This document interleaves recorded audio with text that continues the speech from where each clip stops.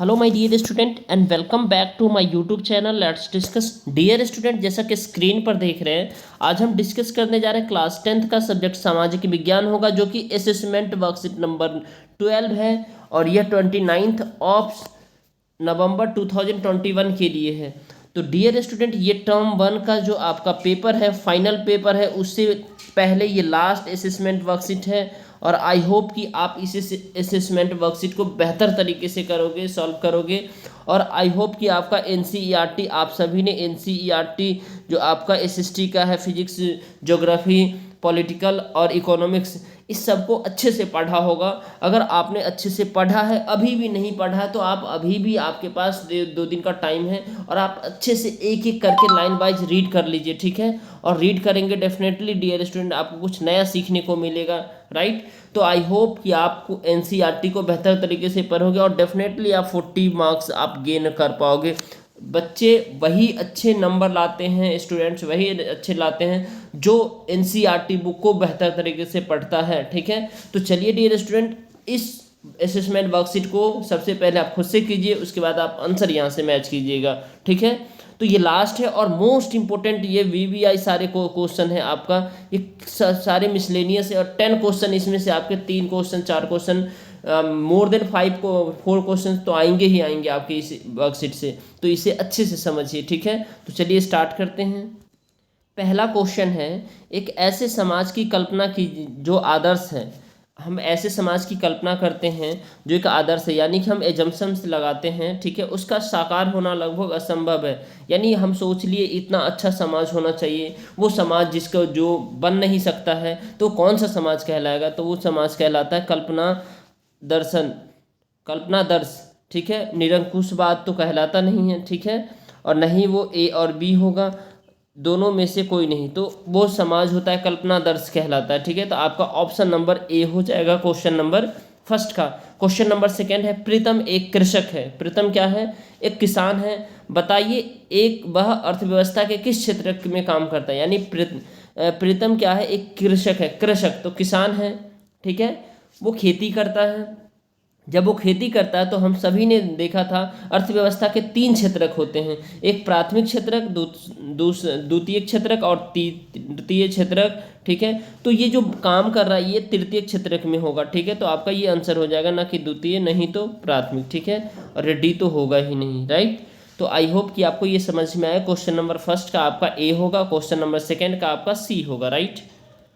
उसके बाद question number third और फोर्थ और फिफ्थ देखते हैं डियर स्टूडेंट। श्रीलंका ने डैश की नीति अपनाई। कैसा नीति अपनाया? तो श्रीलंका में आप सभी को पता है, जो आपने जो है ना सत्ता में साझेदारी चैप्टर पढ़ा है, तो उस चैप्टर से हमने वर्कशीट में भी बेहतर अच्छे से डिटेल में डिस्कस किया है, ठीक है। तो श्रीलंका ने अपनाई है वो कौन सा? बहुसंख्यकवाद की अपनाई है, अल्पसंख्यकवाद या उदारवाद, या फिर उपरोक्त में से कोई नहीं। तो श्रीलंका ने बहुसंख्यकवाद को अपनाया है, न कि अल्पसंख्यकवाद को, क्योंकि श्रीलंका में जो सिंहली लोग हैं उन्हें ही दर्जा दिया गया, उन्हें ही ज़्यादा अधिकार दिया गया, सरकारी नौकरी में भी अधिकार दिया गया है। वहाँ की पार्लियामेंट भी श्रीलंका को में जो सिंहली लोग हैं उनको अधिकार दिया गया, लेकिन भारतीय तमिल वहाँ उन्हें अधिकार नहीं दिया गया, बहुत ना के बराबर, ठीक है। पेट्रोल किस प्रकार का संसाधन है? ये आपसे पूछा जा रहा है। तो पेट्रोल वैसा संसाधन नवीकरणीय जिसको फिर से बनाया जा सकता नहीं, ऐसा तो है नहीं। जैव ऐसा भी नहीं है, प्रवाह ऐसा भी नहीं है, ठीक है। तो पेट्रोल डियर स्टूडेंट ये अनवीकरणीय, जो एक बार जल जाए और पुनः वो उसको हम नया बना नहीं सकते हैं, यूज नहीं कर सकते। तो पेट्रोल क्या है? एक तरह का अनवीकरणीय, यानी आपका आंसर हो जाएगा डी हो जाएगा, राइट। तो आई होप डियर स्टूडेंट आपको ये समझ में आ रहा है। डैश एक ऐसी फसल है जिसका उपयोग खाद्यान्न व चारा दोनों रूप में होती है, यानी एक ऐसी फसल है जिसका उपयोग खाद्यान्न व चारा दोनों रूप में होती है। तो ये कौन सा फसल होती है? तो इसके बारे में आपको बताना है डियर स्टूडेंट। तो ये जो फसल होती है, गेहूँ होती है नहीं, अरहर होती है नहीं, ये मक्का होता है, ठीक है, और ये चावल भी नहीं है। तो ये कौन सा होता है डियर स्टूडेंट? याद रखिएगा, मक्का होता है। यानी मक्का एक ऐसी फसल है जिसका उपयोग खाद्यान्न व चारा दोनों रूप में होता है, यानी मक्का को खाते भी है और चारा के रूप में भी होता है, यूज होता है, ठीक है। तो एक बार फिर से देख लीजिए, फर्स्ट का आपका ये, थर्ड का ऑप्शन नंबर ए हो जाएगा, ठीक है।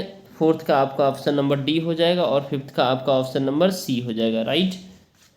अब क्वेश्चन नंबर नेक्स्ट देखते हैं। क्वेश्चन नंबर हमारा 6, 7 बहता हुआ जल मुक्तिकायुक्त मृदाओं को काटते हुए गहरी वाहिकाएं बनाती है। यानी बहता हुआ जल जो है ना, बहता हुआ जल मुक्तिकायुक्त मृदाओं को काटते हुए क्या करती है, गहरी वाहिकाएं बनाती है। तो क्या कहलाता है, आपको याद रखना है डियर स्टूडेंट, ये जो कहलाता है वो होता है अवनालिका, यानी नाली होती है, ठीक है। और ये चादर अप्रदन नहीं होता, रक्षक मेखला भी नहीं होता, उपरोक्त में से कोई ये तो ऑप्शन ही नहीं, तो आपका ऑप्शन इसमें से आंसर ए हो जाएगा करेक्ट। एक ऐसा राजनैतिक दर्शन जो परंपरा स्थापित संस्थान और रिवाजों पर जोर देता है एवं तेज बदलावों की बजाय क्रमिक और धीरे धीरे विकास को प्राथमिकता देता है, वो क्या कहलाता है। तो एक ऐसे राजनीतिक दर्शन है, यानी हर एक दर्शन यानी हर एक फिलॉसफी की अपनी अपनी परंपरा होती है, अपनी अपनी शैली होती है, ठीक है। उस फिलॉसफी में जो है ना रीति रिवाजों को जो है ना जो तवज्जो दिया जाता है, यानी उसकी प्रशंसा की जाती है। तो तेज बदलाव की बजाय क्रमिक, और उसमें जो तेज बदलाव की बजाय जो है ना धीरे धीरे सीरीज में बदलाव होता है, तो वो क्या कहलाता है, तो वो क्या कहलाता है डियर स्टूडेंट, वो उदारवाद नहीं कहलाता, यथार्थवाद भी नहीं कहलाता, नव उदारवाद नहीं कहलाता, वो रूढ़िवाद कहलाता है, ठीक है। वो क्या होता है, रूढ़िवाद कहलाता है, जो पुराने ख्यालों में ज़्यादा, पुराने तरीके में ज़्यादा लिप्त रहते हैं। तो आपका 6 का ए हो गया आंसर आपका, और 7 का ए हो गया, राइट। नाउ अब क्वेश्चन नंबर नेक्स्ट देखेंगे डियर स्टूडेंट। क्वेश्चन नंबर हमारा 8 है। निम्नलिखित में से कौन सा कदम विकेंद्रीकरण को मजबूत करता है, यानी कौन सा ऐसा कदम है जो विकेंद्रीकरण को मजबूत करता है, यानी सत्ता में विकेंद्रीकरण को मजबूत करता है। तो विकेंद्रीकरण को मजबूत करता है केंद्र सरकार का अधिक शक्तिशाली बनना। नहीं, अगर ये अधिक शक्तिशाली बन जाएगा तो बहुत, ये विकेंद्रीकरण को मजबूत कैसे करेगा, राज्य सरकार को अधिक शक्तिशाली बनना होगा। क्या किसे, राज्य सरकार को अधिक शक्तिशाली बनना होगा ये, या कार्यों का अस्पष्ट वर्गीकरण, ऐसा तो है नहीं, उपरोक्त में से ये भी नहीं है। तो राज्य सरकार को अधिक शक्तिशाली बनना ये विकेंद्रीकरण को मजबूत करेगा, अगर राज्य सरकार को, ठीक है। नीचे दिए गए प्रश्न में से दो प्रागथन दिए गए हैं, एक संकल्पना है यानी हम सभी जानते हैं एसर्शन, और दूसरा है कारण यानी रीजन। तो कथनों को पढ़िए और सही विकल्प का चयन कीजिए, ठीक है। तो चलिए इसमें डियर स्टूडेंट, चलिए क्वेश्चन नंबर हम इसमें से देख लेते हैं। निजी अस्पतालों में अधिकतर इलाज महंगा होता है। बिल्कुल ये बात तो सही है, क्योंकि निजी अस्पतालों में यानी जो प्राइवेट हॉस्पिटल है उसमें इलाज जो है ना महंगा होता है, और का है यानी कारण है निजी अस्पताल निजी क्षेत्र के अंतर्गत आते हैं। बिल्कुल, तो ये इसका सही व्याख्या कर रहा है, ठीक है। और ये दोनों कथन सही है, ये भी सही है और ये भी सही है। तो आपका ऑप्शन नंबर ए हो जाएगा, यानी ऑप्शन नंबर इसका ए हो जाएगा, राइट। तो आई होप डियर स्टूडेंट आप इसे अच्छे से समझ पा रहे हो, ठीक है। 9th का आपका option number A correct answer है। उसका नेक्स्ट देखते हैं डियर स्टूडेंट, क्वेश्चन नंबर 10 है। गलत जोड़ों की पहचान करें।